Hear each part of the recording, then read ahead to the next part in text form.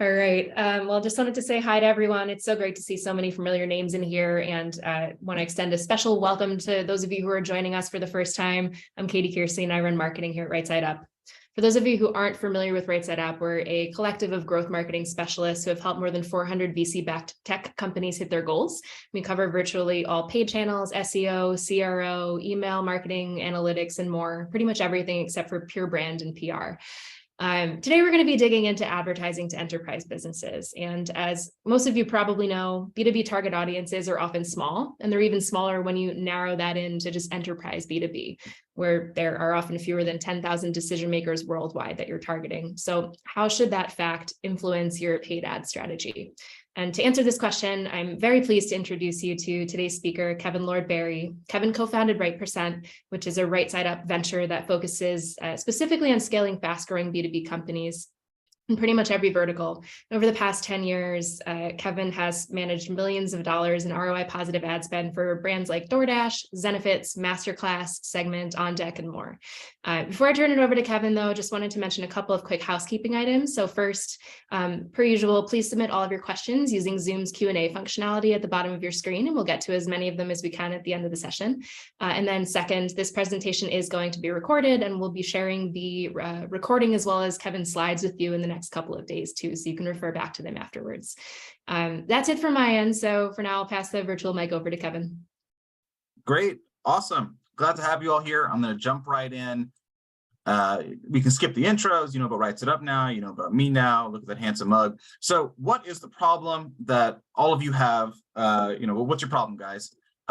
Assuming you came to this webinar because you have enterprise potential clients, your problem is you want to get more of them, and it's pretty hard with advertising. And the reason why, Katie already touched on it, is because B2B target audiences are small, and enterprise B2B is the smallest of all.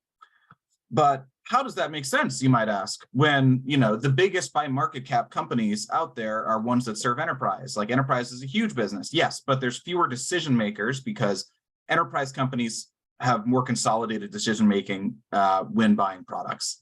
So the actual number of people who can make the decision, I want to test this product, is usually actually really small in enterprise.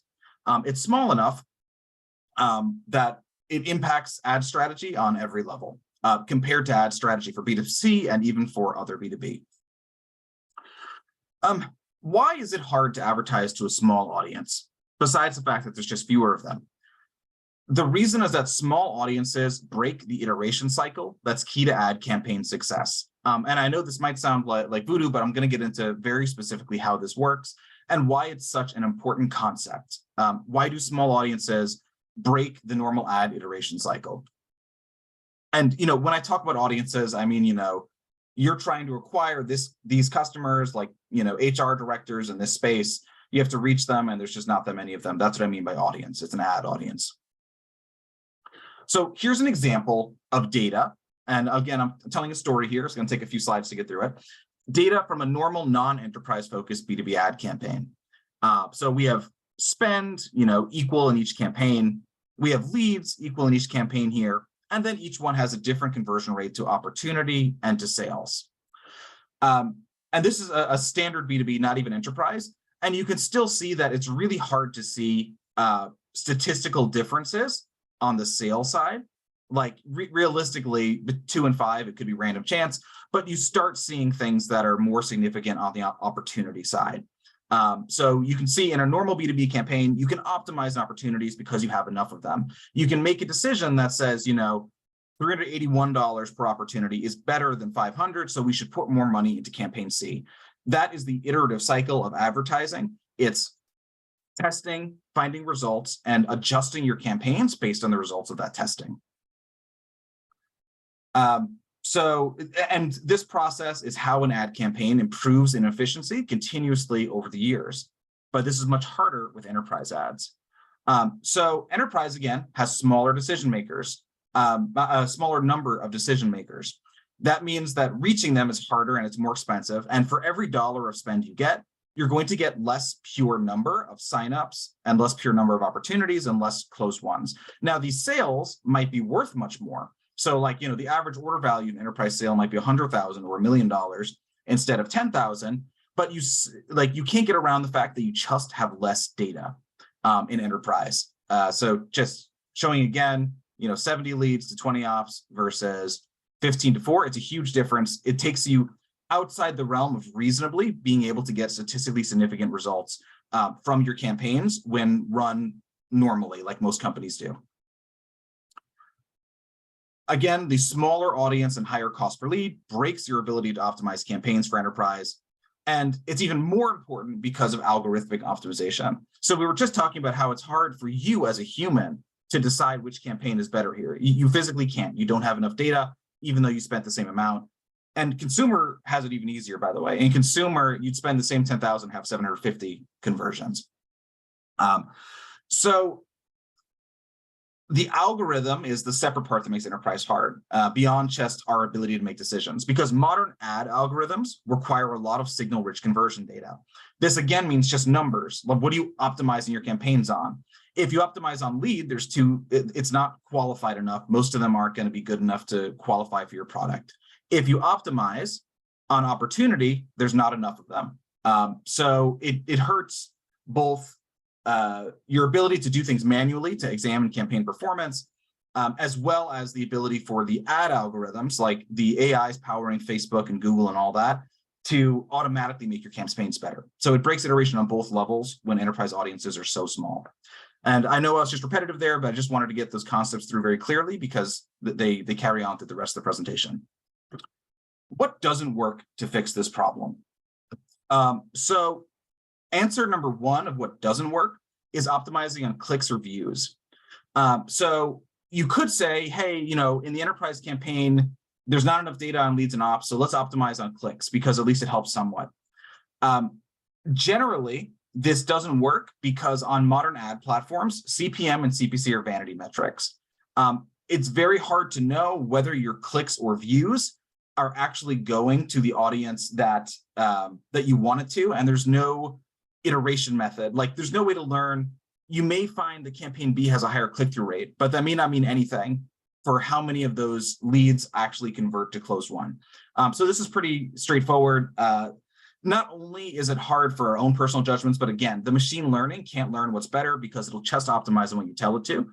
And the type of content that gets a lot of clicks is often not the type of content that actually converts enterprise leads or customers. Even optimizing for leads or MQLs also doesn't work because, as you all know, some leads will convert much better than others, right? Like intent matters, qualification matters. Leads does not have enough information in enterprise to make decisions on. You'll just generate a ton of junk leads that'll never close. That's what doesn't work. What does work? There are 3 principles that always work when advertising to enterprise companies that make your life easier at every stage of the funnel and everything you're doing. One is creating a reliable system of quantitatively valuing leads.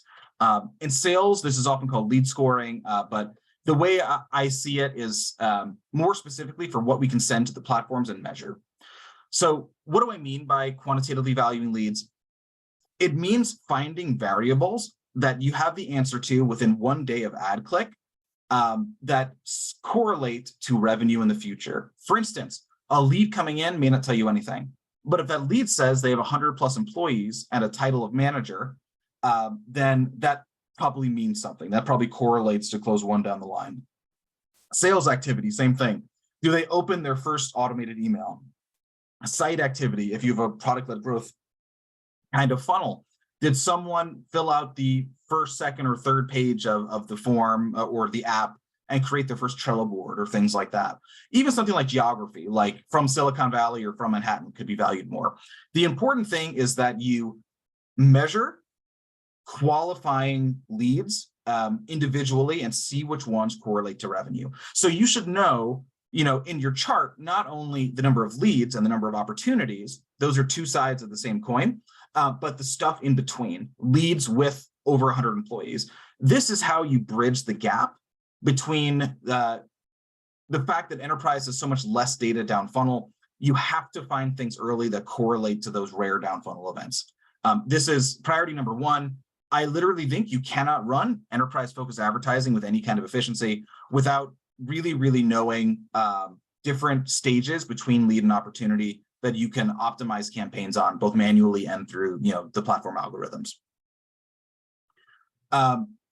Again, just by creating this leading indicator lead event, you have something that tells you early whether a campaign is going to eventually create closed ones, and that's invaluable. The second thing is using a product strategy with full market coverage. What do I mean by this? So say you can only convert leads at companies with over 5,000 employees. You're truly enterprise only. Unfortunately, you can't exclude in your paid ads all of the smaller companies.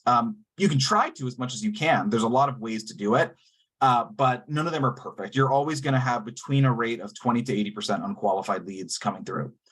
If you can monetize them, you can make your ads much, much easier to work with. So for instance, you really want the 5,000 plus employees, but you have a free PLG sign up for the ones that have under 5,000 employees. And it makes you less money, but it makes you some. It ends up making the unit economics work much, much better. So I always recommend companies strategically on a higher level, if they want advertising to be a real part of their marketing mix, they should find a way to monetize everything. For some companies, that means partnering with other companies to handle their lower quality leads. For some companies, it means a PLG thing. And then you can also have different approaches with your sales team as well.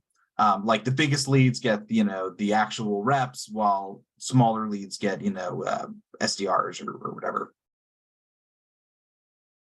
The third element of making enterprise work is rock solid third-party audiences.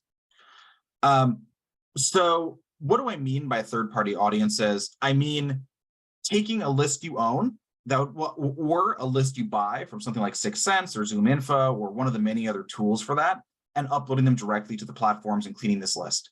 Now, before I get to Google, LinkedIn, and Meta, why is this such an obvious solution for enterprise companies? The answer to that is you already have a sale. Like, there's not that many decision makers. There's probably less than 100,000. Your sales team probably has a list of all those decision makers anyway, and there's salespeople assigned to reaching out to them. So you already have these lists for your sales team a lot of the time.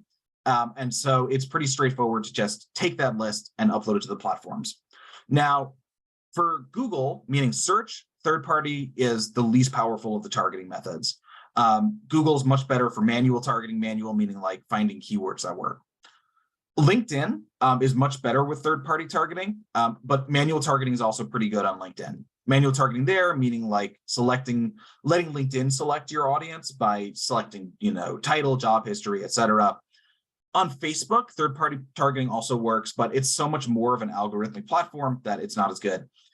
So third-party can work really well, but LinkedIn is the best platform for it, followed by Meta at reaching these corporate enterprise audiences. The nice thing about third-party audiences is that if you're confident in your ability to create audiences to target, you don't need feedback loops as much. So what we just talked about of, making decisions based on the number of leads and the number of ops at each stage. That's what I mean by feedback loops, both, manually, you're doing it yourself, and also the AI. If you're sure your audience is perfect, like you have 1,000 people you uploaded and every single click or view is valuable, then you can go back and actually just bid on that audience specifically by click or view for brand impression share. That's the one area where you're allowed to do that, because you don't have to rely on like the auction finding the best customers for you. They're already there. So part 3 is kind of the tying it all together about what's important. The biggest issue with third-party targeting is that it exhausts quickly. So if you have a list of 1,000 people, it doesn't take long to serve ads to everybody on that list many, many times, eliminating your low-hanging fruit. The way you solve that is a constant stream of high-quality content. So if you have a true enterprise audience, you have your list of 50,000 people that could be decision makers in the US, or 10,000 or 300, and you make a content calendar and constantly serve them ads, as if they were subscribed to your feed. And again, in enterprise, it's one of the few places you can make it worth it, because the deal value is so high. Again, if you have that perfect list, you can make this work with really good content and not worry about some of the optimization stuff we talked about in points 1 and 2. Best channels for enterprise B2B. So everything can work, I mentioned Google's not good for exact match lists, but it is good in general for any kind of company. Like companies in B2C, B2B, enterprise B2B, they all spend on Google and it all works. The more value you can capture per click, the more likely you are to do well in search. Fundamentally, it's an auction. If you're competing against Salesforce and they can monetize people better than you, then you're going to do worse. This again also comes back to monetization.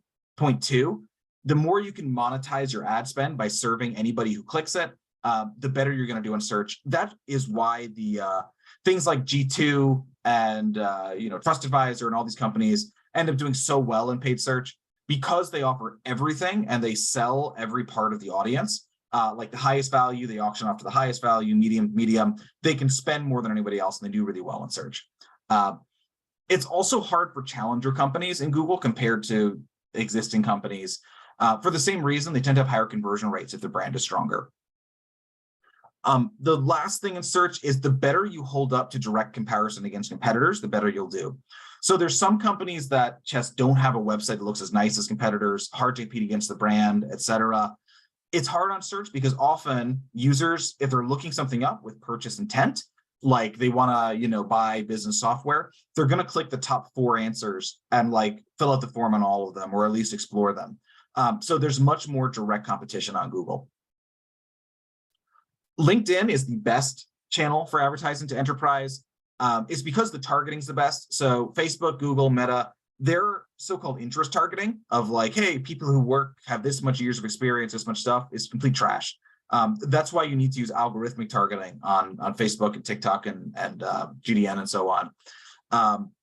On LinkedIn, it actually does work though. LinkedIn's algorithmic targeting is really bad, but their exact targeting is excellent. On LinkedIn, content ads work best most of the time. Content is really, really, really, really important in beta enterprise. As I mentioned, it's important because you create that newsletter kind of with your best audiences if you can, but also just the kind of decision makers at big companies are very unlikely to go and test out your product demo and make an instance and all that kind of stuff. They are much, much more likely to download a useful tool and then have a conversation with a salesperson. It's an inverse thing between the smaller the company decision maker, the more they don't want to talk to a salesperson, the bigger, the more they do. That's just one of those things. Facebook, it's almost impossible to work at scale in enterprise. The only thing that really works for enterprise is, again, uploading those lists, and you can do some work with that, but I've never seen one be the true scaling for an enterprise company.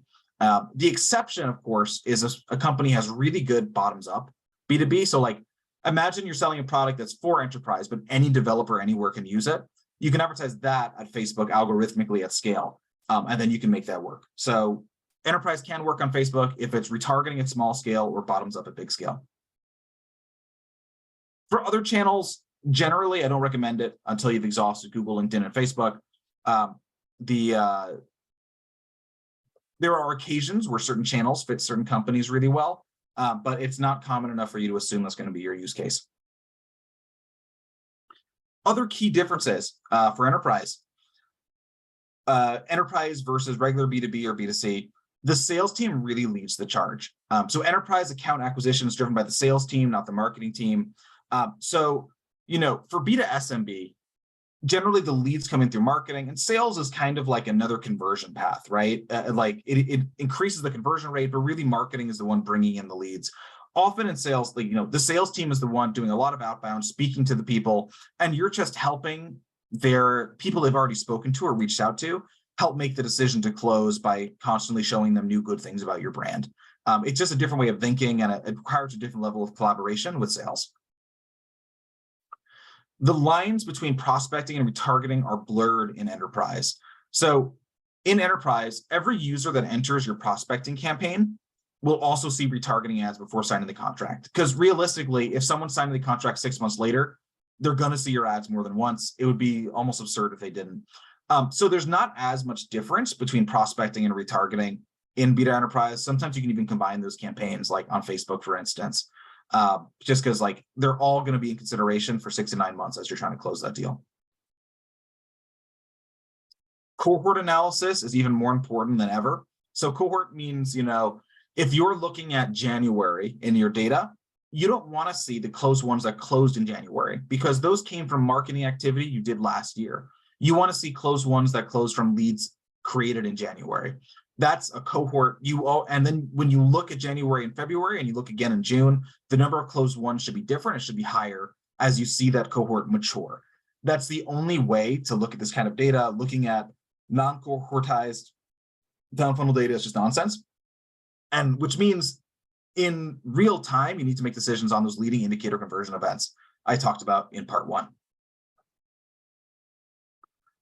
So what should your ad account track for enterprise? Generally, spend, top level leads, qualified leads. That's a metric I talked about, the leading indicator conversion, something that actually correlates to closed ones down funnel, and then a measure of closed ones, which updates over time in a cohortized way. This is sort of the key metric to look at across your campaigns across time. Big takeaways. Advertising to enterprise companies is hard because you have fewer reliable conversions to iterate with and make decisions with. You can address this and fix this with one or more of the below options. Creating leading indicator conversion events, super important. Make sure you know how to value each step of your funnel. Use a full market approach. Monetize as much of the funnel as you can. It really lets you play better on Google, on Facebook, on LinkedIn, because you get more value for your ad dollars when competing directly against your competitors. And lastly, build out rock solid third-party lists. Assuming you have a sales team, you already have these lists. It's just a matter of reaching out to them with good, compelling content. And that's it. It's time for Q&A. Awesome. Thanks so much, Kevin. So much good information already, and excited to dig into some of these questions that are coming in. Cool. All right. So first up, if a company is just starting out with paid ads and has a limited budget, which of the 3 core channels, so Google, LinkedIn, and Meta, would you recommend starting with? So here's what I always recommend for people totally new to paid. I often say that offer is the most underused lever in B2B advertising. What do I mean by offer? Offer is anything that a ad can lead to. So offer can be a requested demo form. That's like a traditional offer, get a free trial, that kind of thing. Offer can, and I'm getting to your question, by the way. I know this seems tangential, but I'm getting there. And offer can be content. It can be, guides, ebooks, templates, and tools. And my advice is start on LinkedIn when you're targeting enterprise companies. If anyone here is actually not enterprise, targeting B2 SMB or smaller, start on Facebook instead. But I like starting on LinkedIn because it is a platform that really rewards content marketing. And content helps you in every single part of your business if you're advertising to the enterprise. By making content, you can post it on organic channels and grow that. Your sales team, every time you make like a new checklist or ebook or content, can use that as another talking point for when they're trying to close a big deal. They say, hey, have you seen our new guide? It's really good. And it makes it much, much easier to close advertising leads because you have a compelling offer, something they actually want beyond just, hey, buy our shit. So I recommend starting on LinkedIn, really, really working hard at making content that'd be useful to other people. I have a guide to making content on rightpercent.com. You can check out in the Education Center, specifically for B2B companies. But that is what I recommend. LinkedIn with content, because even if the LinkedIn attempt fails, that content will help you everywhere. And that's most of the work anyway. Awesome. Thanks. And that's a good call out. I can include some of these resources that Kevin's mentioning in our follow-up email that we'll be sending out in a couple of days.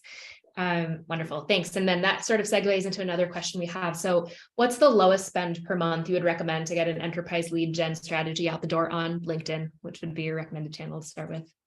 The lowest would be $10,000 as a test. I don't know about per month. I mean, like if you did 10,000 the first month and 5,000 in future months, it depends on the size of your team, right? Mm-hmm. So at 10,000 though, you can learn within an order of magnitude how much your cost per qualified lead is. That's what you're really trying to learn, right? With that initial 10,000 spend, like if you can afford to spend $200 on a qualified lead and you spend 10,000 on LinkedIn and you're at 500, that's too expensive, but with optimization, you could bring that down. That could be a channel that works for you. If you spend 10,000 and you need $200 cost per lead and you're at 3,000 and like they're not even got great leads, you can cross off LinkedIn. So that's usually my guideline. It's very hard to run a test with less than 10,000, like in enterprise, and expect to get anything significant. Again, for the same small number of problems we talked about. Awesome. And another LinkedIn question here. What's the best way on LinkedIn to avoid audience burnout when you have those smaller audiences that you're working with? I know you've mentioned content. Yeah. Anything else you want to add or elaborate on there? Yeah, just constant content. I actually have a visualization for that I'm going to share. So okay, I found it. I'm going to share my screen again. Basically, I actually did an analysis of a bunch of accounts with gated content versus without. And basically, as long as you keep producing new gated content that's fresh, your click-through rates and all your other good metrics will stay the same. If you don't produce gated content and keep it updated, you constantly fatigue an audience. So basically, it's about creating new offers. The smaller the audience, the more often you have to do it. It's a pain in the ass, but if the audience value is high enough, then it's worth it. Awesome. Cool. And another LinkedIn question. Have any thoughts on follower campaigns on LinkedIn? I have no thoughts on them. Maybe they're good, maybe they're bad. It's not something that I've worked on. Okay, cool. I would suspect they're bad because they're not optimizing for the right thing, but. Okay, great. And what would you recommend to a company with little content to use in a LinkedIn campaign? Get more content. So that's my truthful answer. Get more content. The other thing you can do is one tacky thing that actually works well is offering gift cards to talk to your product team. So you'd be like, get a really tight audience up there, offer them, hey, you want to save money on your marketing technology next year, start with a call with us and save $200 because we'll give you a $200 gift card to Chili's or whatever. It actually does work because it gets past, your biggest enemy when advertising is not competitors, it is attention and it is apathy, because people are just clicking, they're lying back on their computers or they're on their phones. By giving them the sweetener of the gift card, no one really cares about the money, or some people do, but really you're just getting over apathy. Like, oh, I could use that. And that gets me over the hump. So there's another idea. Again, there's a deck on offers on my website that's really good. Awesome. Yeah, that's helpful. And actually someone had asked about gift card giveaways in exchange for a demo. So thank you for addressing that preemptively. Beautiful. Yeah. And just to clarify, they're tacky, but they work super well. Like you should do it. Cool. And I'm just taking notes over here. That's why my head is gazing off to the side as I'm also fielding these questions for you. Let's see. Anything else on LinkedIn while we're on that channel? Okay. Do you recommend purchasing list data to do prospecting on LinkedIn, or do you think at this point their algorithm is strong enough on its own to find enterprise leads? So if you're starting from scratch and have no lists or anything like that, I would say just use the LinkedIn settings that are already there. So 100 employees plus this plus that. Honestly, like a lot of our enterprise accounts, that's the best targeting anyway, even better than third party. That said, if you already have a list the sales team is using, it's stupid not to test it because it just exists. It's an export and an upload, and you can see if that works. A lot of big clients nowadays are using 6 Sense for audience. And honestly, it seems better than past solutions. Like a lot of people are using it for a reason. It's expensive. You have to be like, I think their minimum is like $10,000 a year for the software, and I may be underestimating it. But it apparently makes pretty good audiences that work well. But that's my head of LinkedIn says. Awesome. Yeah, that sounds good. And I think we had another question on 6 Sense come in. Where'd it go? We've had a lot of questions. This is great. Yeah, so I think sort of a segue, but what about advertising channels through tools like 6 Sense and Demandbase? What's your perspective on their targeting and the ROI you get from these ABM tools? Yeah, they like if you're a bigger company, most of the bigger like Series B plus, especially Series C plus enterprise, like already have a tool like that for the sales team, and it does work. Like we've seen 6 Sense audience scales for sure. I would say for these tools, only use them for audience creation. Don't use them to manage the ads themselves. Especially like metadata, I've seen is a really great platform for getting like lead info in. But if you ask it to do your campaigns for you, it does the most horrible, inefficient process that we clean up on new accounts often. So yeah, just make sure to distinguish between like, are you building an audience or using those tools to build your accounts, which I don't recommend. Yep. Okay, cool. That sounds good. All right, gonna just do a shift here. What approach do you take to validating leading KPIs? For example, you mentioned looking at employee size to indicate whether or not the lead close? How do you ensure that assumption remains true over time? Yeah, you just have to check your data. If you don't have a product person at your company, like already kind of looking at this stuff, who can do it for you, you just go into your database, do an Excel export of all of your leads, ops, closed ones with all the source information and all of those drop-down information, 110 employees, 1,000 employees, and you can actually quickly run your own analysis in Excel through a pivot table. There's a whole bunch of ways you can do it, but just regularly checking that data. And usually you can find a pattern. I want to answer Elliot's question on lice. I've had a joke in various webinars and on LinkedIn that B2B marketers should get lice. And what I mean by that, to be funny and memorable, is leading indicator conversion events. So it's exactly what we just talked about, like something that you do early in the process, a lead that is qualified in some way, that it's a leading indicator of close won 6 months from now. So don't forget it. Leading indicator conversion events are what you need. It's rule number 1 in my list of 3 things for enterprise targeting. Awesome. Great. That sounds good. Cool. And so one of the things you talked about is figuring out a full funnel approach, right? So, or full market rather approach. What are some recommendations you have for monetizing the smaller leads that can't afford the company's primary product? There's 2 options. So one, you build in some kind of PLG sign up model where you charge people monthly, but there's no sales touches. So there's no marginal cost for those customers beyond the development of that tool. That's really a strategic question that is usually above the ads person at the org to do. It's like the CMO and that kind of level to set the stage for that. And there's a lot of things like that, by the way, where people don't consider how distribution channel strategy should impact your actual planning. Very, very often at big companies, where Right% serves as the agency, there'll be a CMO way, way above where we're working with at these bigger companies. And they'll come up with ideas that don't work for the distribution channels that exist because they haven't asked about it. And so it's important in general to consider that all the way up the level of strategy. The next thing you can do is if you, for instance, so in lending, this happens all the time. For instance, you only work with the highest quality of potential client to lend money to, over 750 credit score, whatever. And then you have a different partner that serves the ones that are subprime. And that way they monetize both loans. So that kind of partnership is something I also recommend when you can do it. I've seen both done to monetize it. There's other things you can do.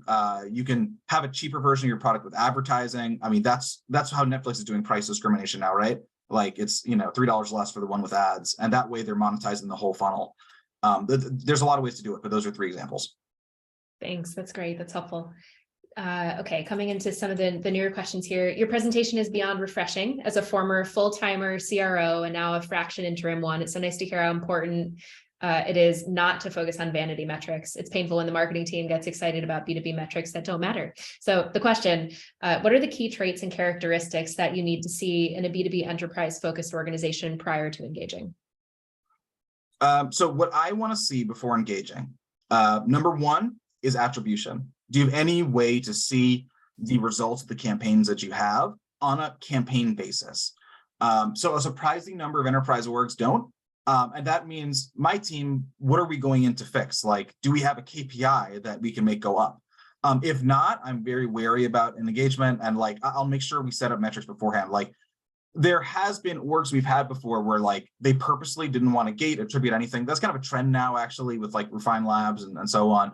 But what we do then is I don't want to exist in an environment without measurement. So we'll just do something like a lift test. Okay, we'll run then and not then, and this geo and not this geo, because we have to get a baseline somehow of lifting what actually matters, which is qualified leads, SQLs, closed ones. I forget the original question, but I think I answered it. Yeah, just so key traits and characteristics that you need to see in a B2B enterprise focused org prior to engaging. Oh yeah, yes. So attribution is number 1. Number 2 is, a process, whatever the process may be, of adjusting conversion signals, who's managing API stuff, who's managing putting tags on the site for pixels. It should be a straightforward process, no matter how technical it is.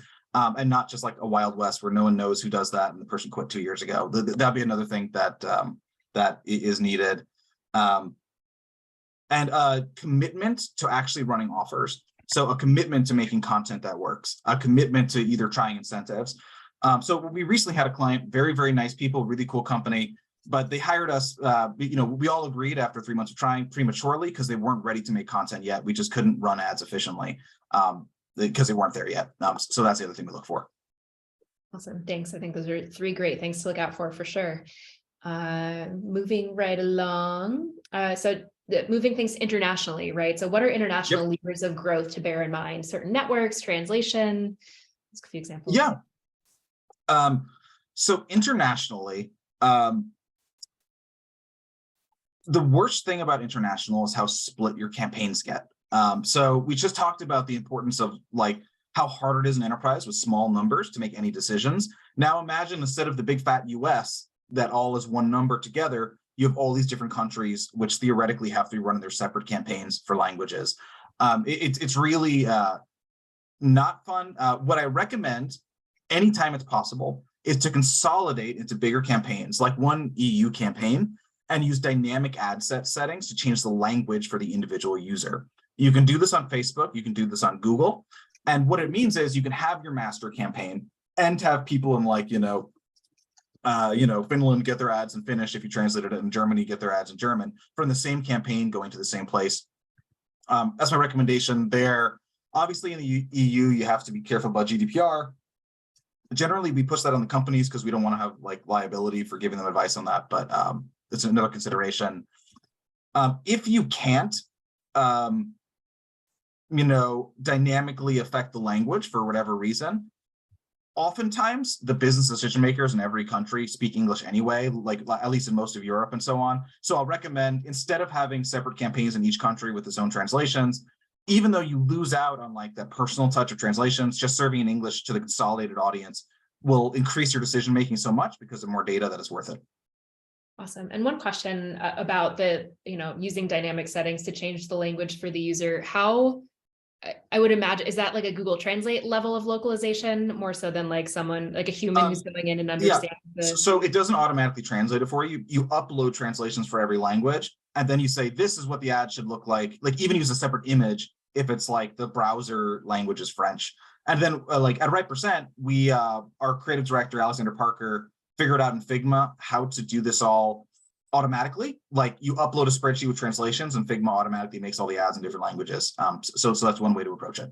Awesome. Cool. That's great to know. Shifting gears a bit. So what are your thoughts on using Google cost per click estimates as a rough proxy upfront for evaluating cost per lead? So say $10 cost per click, 5% conversion to lead, CPL of $200. I mean, that's fine for what it's worth.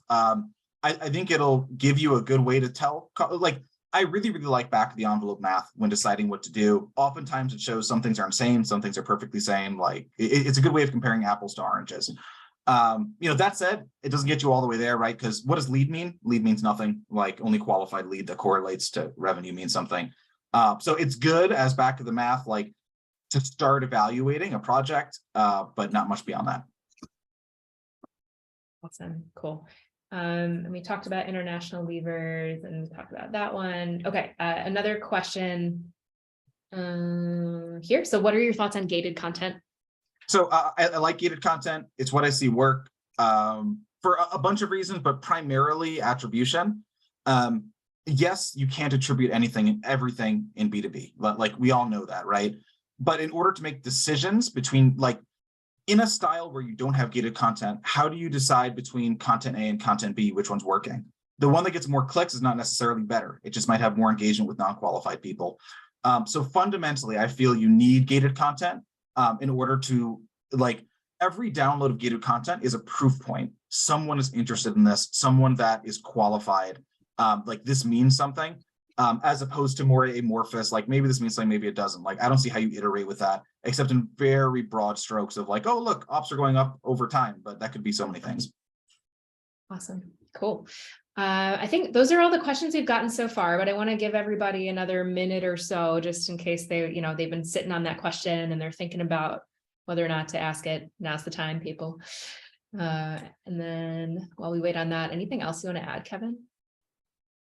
I know you covered a No. lot in your presentation. Yeah. I think we went over a lot. Feel free to reach out to me on LinkedIn or kevin@rightpercent.com. We have a lot of stuff on the website, rightpercent.com, in the education base. So feel free to poke around. And thank you all for coming today. It's always a pleasure. I like to hear myself speak. So, and you have a lot of great information to share. Thanks so much, Kevin. And thanks to everyone who joined.